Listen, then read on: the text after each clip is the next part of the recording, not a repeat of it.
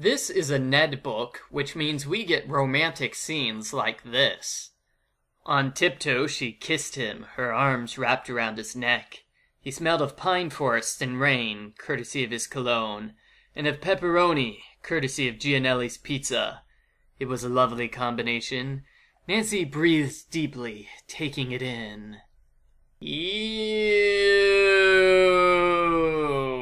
Argofunk Book Review, Argofunk Book Review. Nancy and Ned are at Basson College to visit Ned's old friend Link Sheffield. I hope Ned wasn't too attached to this guy, because the first thing Link does is fall off a bell tower. He mumbles something about the fish tank before he slips into a coma. The registrar thinks it was an accident, while Ned thinks it's attempted murder. Nancy meets her temporary roommate, Cassandra Denton. Cassandra instantly hates Nancy, and she makes snide remarks about how Nancy has a new boyfriend every month. Which is kinda true in this series, just look at the cover art. Still, there's no need for Cassandra to constantly insult Nancy. She also compliments Nancy's gorgeous-looking legs in between insults, so I'm not sure what Cassandra is thinking here. They go to Link's house, where Nancy is attacked by an intruder. She pulls on his beard. Ow! Ouch! The intruder runs away immediately. I would too. The intruder destroyed all of Link's computer diskettes in printouts, which is suspicious enough, but then Nancy examines the bell tower and she finds some ripped clothing on the top. No doubt about it, somebody tried to kill Link by throwing him off the tower. The culprits show up at this point and have a loud conversation. Nancy can't hear what they're saying because it's too early on in the book.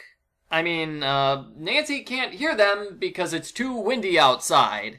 Right. As it turns out, the fish tank is the nickname for the student center.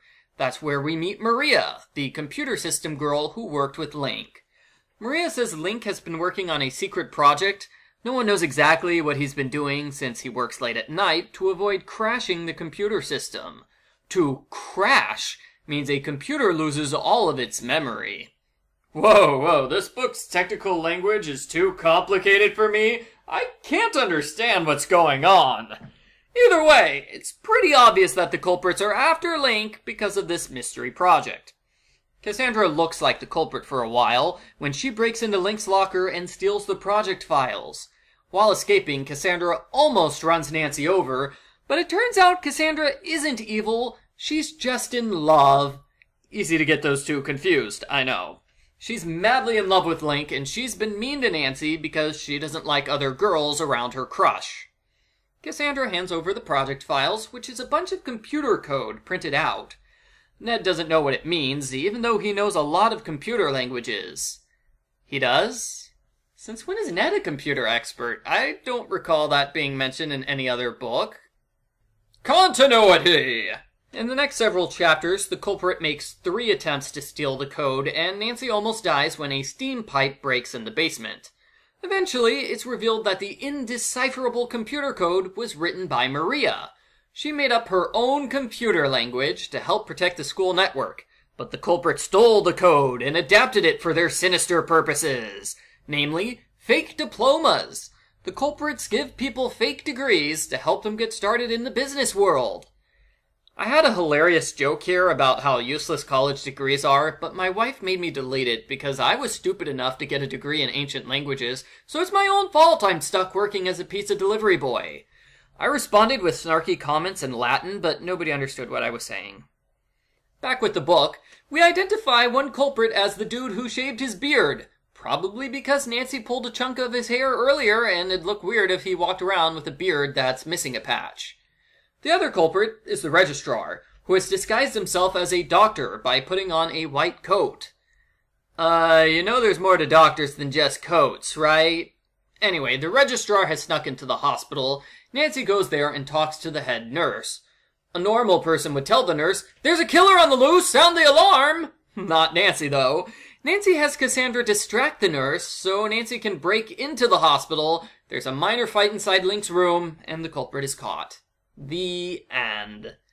Post-book follow-up. There is some minor drama in this book with Ned and Maria.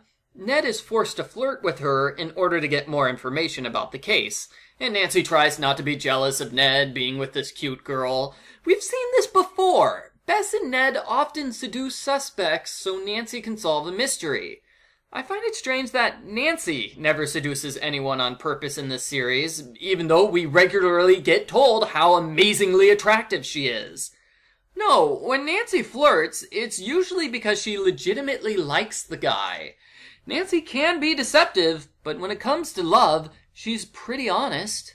Only Bess and Ned can be liars in love, I guess. I was able to predict who the culprit would be because about 60% of the way through the book, the registrar and Nancy have a conversation about inconsequential topics. That is, Nancy took a 2-page break from the mystery to talk to a background character. That's a dead giveaway. They wouldn't have spent so much time on this character if he wasn't the culprit.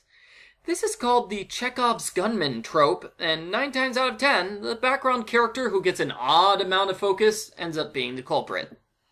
Overall, I enjoyed this book. The setting and characters were good, as was the pacing and the action scenes.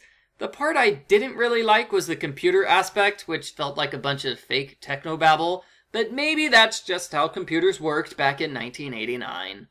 I give Nancy Drew Files number 32, High Marks for Malice, a 7 out of 10.